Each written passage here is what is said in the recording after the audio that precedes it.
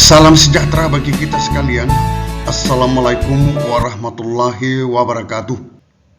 Sesuai dengan skedul ataupun rencana, Komisi 2 DPR RI akan melakukan sidang pembahasan lanjutan RUU ASN. Kami mendapat berita bahwa RUU ASN masih alot.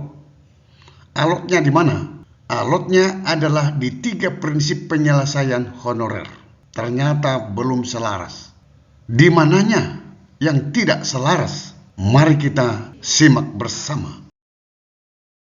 JPNN.com yang membuat judul berita RUU ASN ternyata masih alot, bisa bikin honorer tarik napas panjang.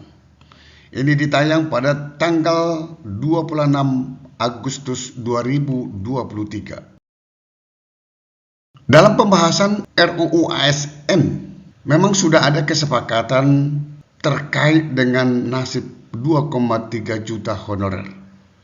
Pemerintah dengan DPR sudah sepakat bahwa tidak akan terjadi PHK massal terhadap 2,3 juta honorer. Ketua Komisi 2 DPR RI, Ahmad Doli Kurnia, menyebutkan ada 3 prinsip penyelesaian honorer dalam RUU ASN. Ini kita sudah sama-sama tahu semua ini. Tidak akan ada PHK massal honorer. Kedua, tidak akan ada penurunan pendapatan. Ketiga, tidak berdampak penambahan beban anggaran keuangan negara, dalam hal ini APBN. Inilah yang alot dibahas oleh Komisi 2 DPR RI dengan pemerintah. Prinsip 1, tidak ada PHK, artinya tidak ada pemberhentian tenaga honorer.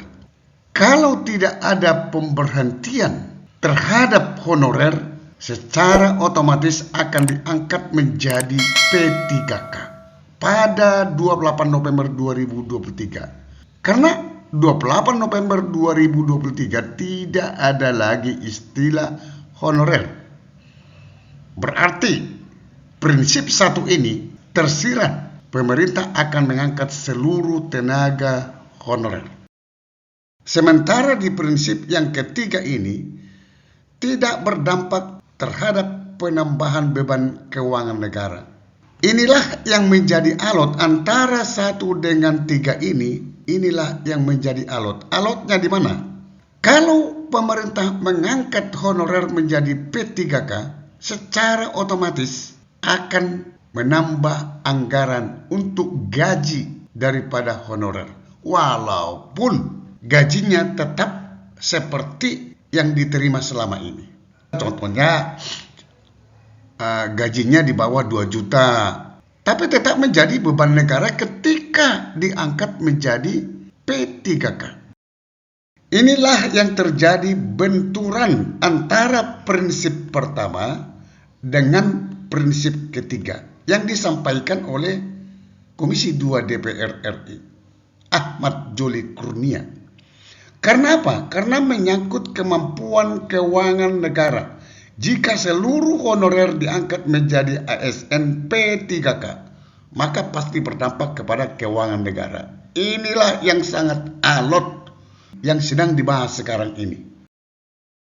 Akibatnya, untuk memperkecil beban anggaran negara, timbullah opsi P3K part-time. Jadi tidak semuanya full-time.